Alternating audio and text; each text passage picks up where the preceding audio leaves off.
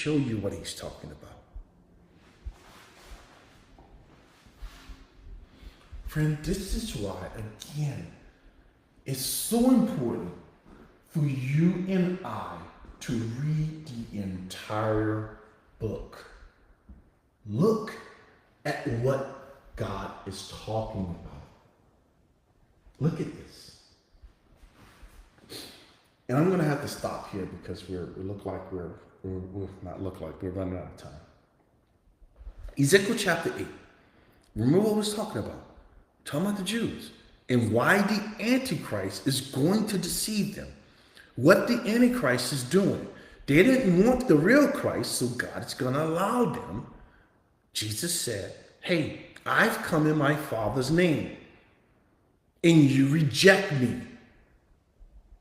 But another who's going to come in his own name, him you will receive. So what is it that David was talking about right here when he said, these people,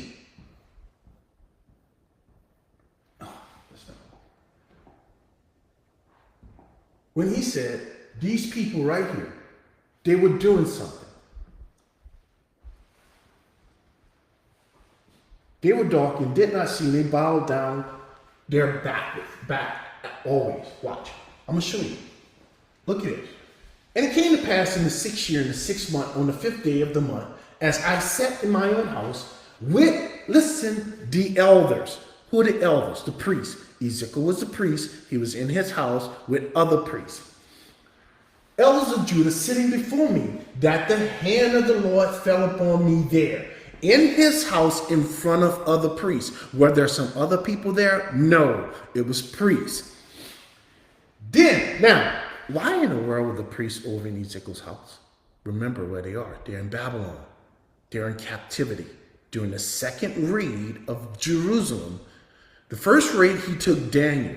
He took the Shadrach, Meshach, and Abednego. He took all the smart people and all the princes of the king's children. He took them all. The second time he came back, he took more people. Ezekiel was part of that, and the priest who was supposed to be serving in the temple. So instead of serving in the temple, like David commanded by the word of the Lord, and Moses commanded, they were over in Babylon. That's what they're doing in Ezekiel's house. Then I looked, and there was a likeness, like an appearance of a fire. A fire. From the appearance of his waist, he sees God again, Jesus Christ. Downward fire from his waist upward, like the appearance of brightness and like the color of amber. So who is he seeing? It's the same vision that he's seen over in chapter 1. He's seeing God. God, yeah, Jesus Christ, or Christ. Not Jesus, because Jesus, the man, wasn't born yet. Who is he seeing? He's seeing Christ, the visible part of the invisible God. He stretched out the form of a hand. Who did that? God did that. Did God have a hand? Of course he had a hand. What hand? Christ's hand. And took me by the lock of my hair. What? Yeah, God grabbed that rascal by the back of his head and lifted him up. And the Spirit lifted me up between earth and heaven. Are you kidding me? No, I'm not kidding you. That's what the book says. And brought me in the visions of God to Jerusalem. So what happened? He's having this vision. The Spirit of God takes him up, and he's now suspended. And he's looking in Jerusalem at the temple. Okay, there's a temple currently. Nebuchadnezzar hadn't burned it to the ground. He does that on the 3rd trip. Okay, when Zedekiah rebelled against him. So the temple is still there. There's still other priests there. They're doing what God commanded them to do. But pay close attention. This is why Judaism is in trouble. To Jerusalem, to the door of the north gate of the inner court. What is that? That's the temple, friends. The inner court of the temple. Where the seat, where the seat of the image of jealousy was. Wait a minute. What in the world is that? They brought an idol into the temple of God. Who did that? Jeconiah did that. So did Manasseh. Which provokes to jealousy. Provoke God to jealousy. Because God says, you brought an idol in my house. And behold, the glory of God of Israel was there, like the vision that I saw in the plain in chapter 1. Then God, says to Ezekiel, Son of man, lift your eyes now toward the north. Now you have to look at the orientation of the temple to understand what God is saying here. Okay?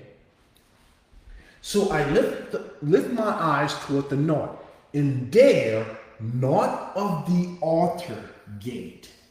North of the altar gate? Yes. Do I have it? I think I have it.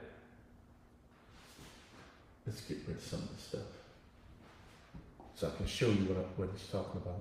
No, it won't, because that's going to be the tabernacle. I don't have them.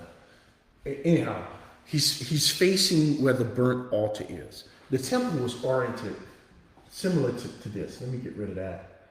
Anyway, the temple was oriented. So when God says north, now just picture in your mind, you have to use your imagination, because this isn't the temple, this is the tabernacle. But when God says north, this is north. North from what? North from the Holy of Holies, the Ark of the Covenant. Okay? That's what he's talking about. So over here would be east, over here would be west, and over here would be south. So God is telling him, from his point of view, look to the north at this altar. Right? So the priests were somewhere. They were in the inner court. Where were they standing? The priest was standing right here. This is where the priests were. So God is telling him to look somewhere. Look toward the burnt altar. All right, got it? Watch this. Further, he said to me, north of the altar gate was this image of jealousy, where? In the entrance. Do you see what they did? They literally took an idol, friends, and they put the idol in God's court, toward the gate, at the entrance.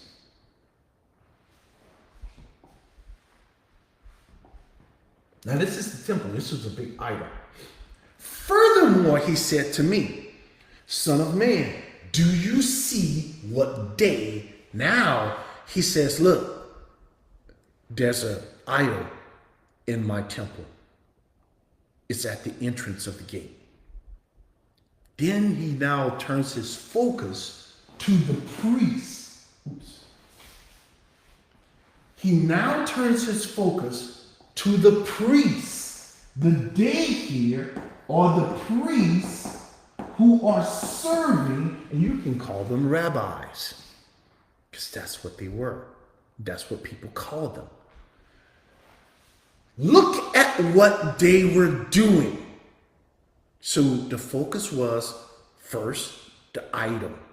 Now the focus is on the people. You would say these are priests of God. No, man, keep reading.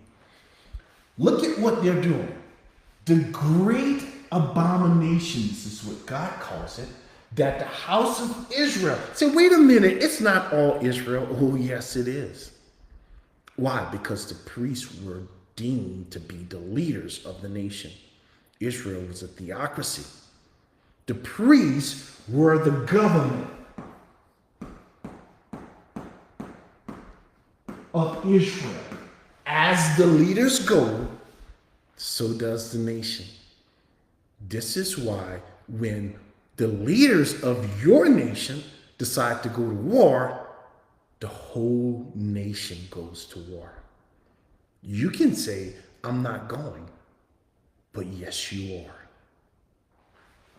The whole house of Israel commits here to make me go far away from my own sanctuary. Now, turn again. You will see, so God says, look, first, you're going to see that they have idols. Second, you're going to see that they are looking to these idols. It's a great abomination. Then he says, I'm going to show you even greater abominations that they do. What's that, God? What's worse than having an idol in your own house? What's worse than them praying to this idol in your house? So he brought me to the door of the court. And when I looked, there was a hole. God says, I'm going to remove the wall, Ezekiel, and let you take a peek inside where they're doing this secretly. What is he talking about? God says, of course, you got to remember, this is tabernacle versus the temple. In the temple, it's a building with walls, concrete walls. God says, hey, Ezekiel, I'm going to cut a hole into this wall so that you can take a peek into the holy place where only certain priests can go. The leaders doing their work inside this place, this section right here, right? This section right here. Not this one. Not this one right here. God is only talking about this place right here, the holy place, not the holies of holies. So God cuts a hole in that wall to let Ezekiel see what the Jews were doing. In his